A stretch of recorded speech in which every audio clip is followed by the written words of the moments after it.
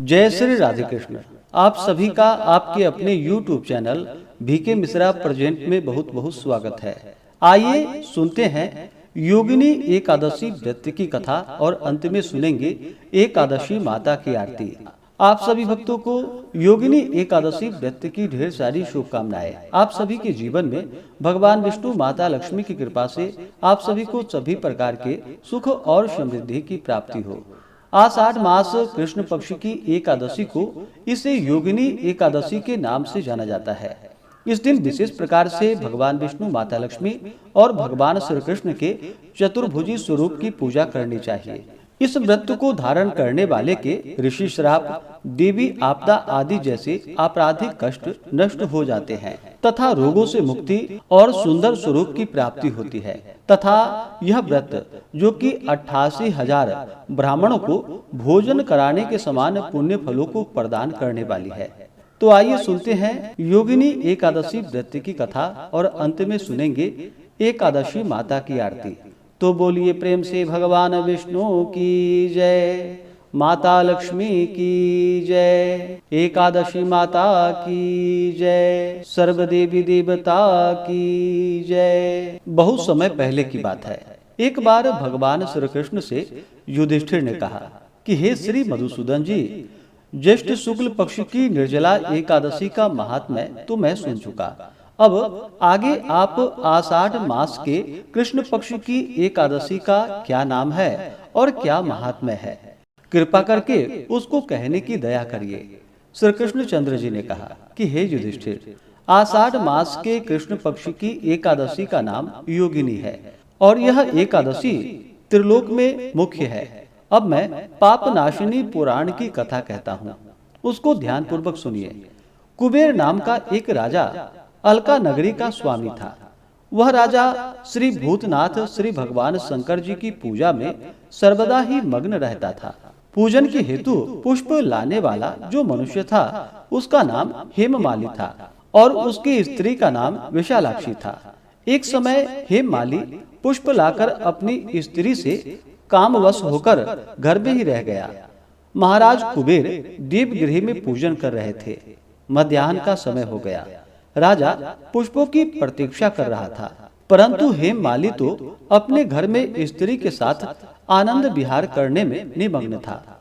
उसको पुष्पों का ध्यान भी नहीं था। अत्यधिक समय समाप्त हो जाने पर यक्षराज कुबेर ने सेवकों से कहा कि तुम लोग शीघ्र जाओ और अनुसंधान करके बतलाओ हेममाली इतना समय व्यतीत हो जाने पर भी क्यों नहीं आया।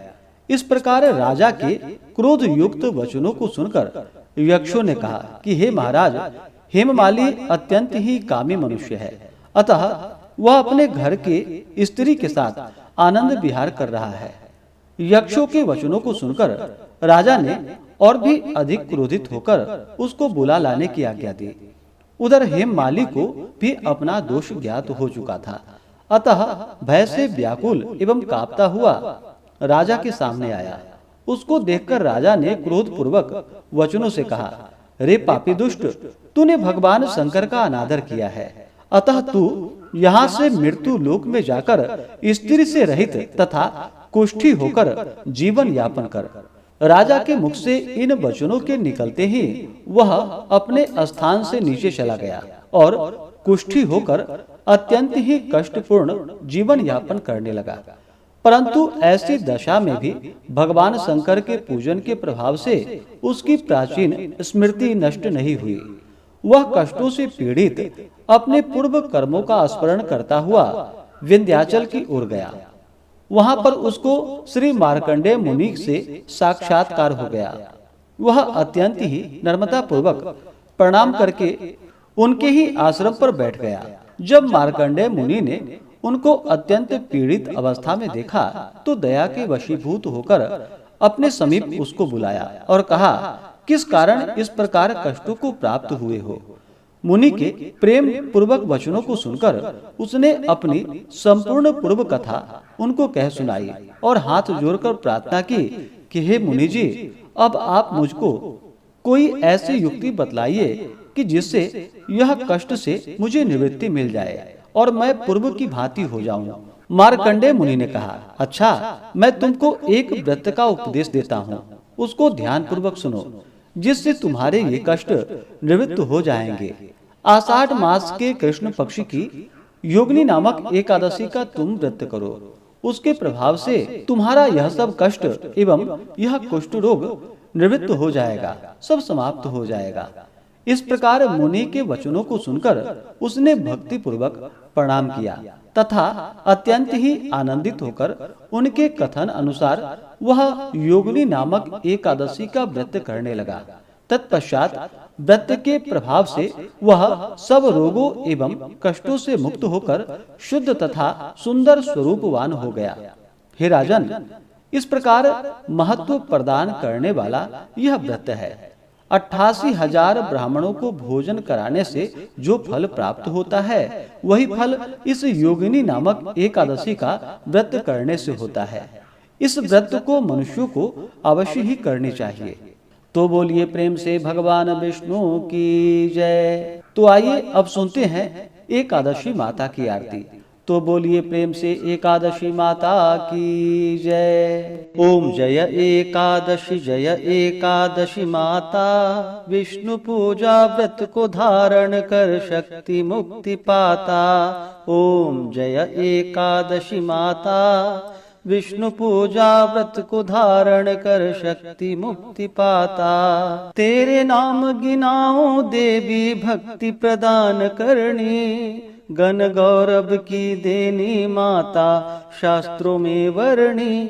ओम जय एकादशी माता, विष्णु पूजा व्रत को धारण कर शक्ति मुक्ति पाता। मार्गशीर्ष के कृष्ण पक्ष की उत्पन्ना विश्वतारिणी जन्मी, शुक्ल पक्ष में हुई मोक्षदा मुक्तिदाता बन आई। ओम जय एकादशी माता, विष्णु पूजा व्रत को धारण कर शक्ति मुक्ति पाता। पौष के कृष्ण पक्ष की सफला नामक है, शुक्ल पक्ष में होए पुत्रदा आनंद अधिक रहे। ओम जय एकादशी माता, विष्णु पूजा व्रत को धारण कर शक्ति मुक्ति पाता। नाम षट तीला माघ मास में कृष्ण पक्ष आवे, शुक्ल पक्ष में जया कहावे विजय सदा पावे। ओम जय एकादशी माता, विष्णु पूजा व्रत को धारण कर शक्ति मुक्ति पाता। विजया फाल्गुन कृष्ण पक्ष में शुक्ला आमल की, पाप मोचिनी कृष्ण पक्ष में चैत्र महाबली की। ओम जय एकादशी माता, विष्णु पूजा व्रत को धारण कर शक्ति मुक्ति पाता। चैत्र शुक्ल में नाम कामदा धन देने वाली, नाम वरुथिनी कृष्ण पक्ष में वैशाख माह वाली। ओम जय एकादशी माता, विष्णु पूजा व्रत को धारण कर शक्ति मुक्ति पाता। शुक्ल पक्ष में होए मोहिनी अपराज्येष्ठ कृष्ण पक्षी, नाम निर्जला सब सुख करणी शुक्ल पक्ष रखी। ओम जय एकादशी माता, विष्णु पूजा व्रत को धारण कर शक्ति मुक्ति पाता। योगिनी नाम आषाढ़ माह में जानो कृष्ण पक्ष करणी, देव शयनी नाम कहायो शुक्ल पक्ष धरणी। ओम जय एकादशी माता, विष्णु पूजा व्रत को धारण कर शक्ति मुक्ति पाता। कामिका श्रवण मास में आवे कृष्ण पक्ष कहिए, श्रवण शुक्ल में होए पवित्रा आनंद से रहिए। ओम जय एकादशी माता, विष्णु पूजा व्रत को धारण कर शक्ति मुक्ति पाता। अजा भाद्रपद कृष्ण पक्ष की परिवर्तिनी शुक्ला, इंद्रा अश्विनी कृष्ण पक्ष में व्रत से भव सागर निकला।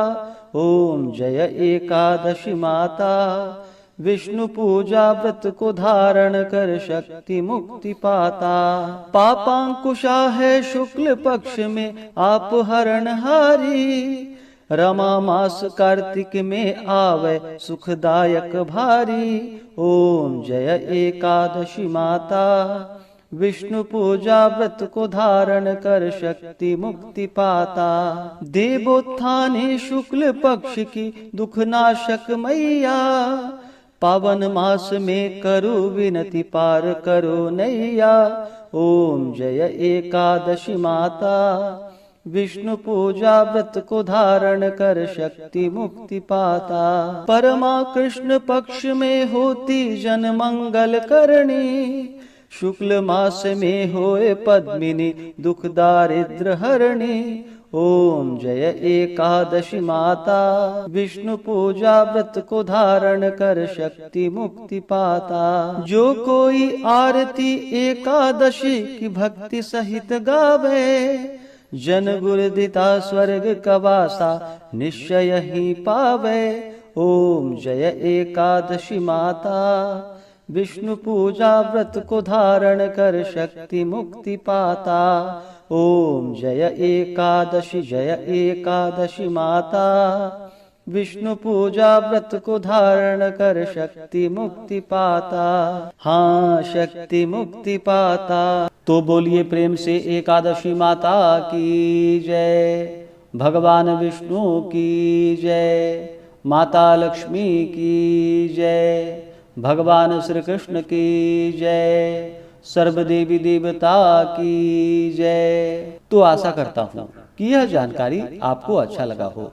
इसी प्रकार से ज्ञानवर्धक जानकारियाँ प्राप्त करते रहने के लिए, व्रत पूजा के बारे में जानने के लिए, कथा को सुनने के लिए चैनल पे अगर आप पहली बार आए हैं तो चैनल को लाल बटन दबा करके सब्सक्राइब करें, साथ ही बेल आइकन घंटी को दबाएं ताकि आने वाली वीडियो का नोटिफिकेशन आपको समय से मिलता रहे।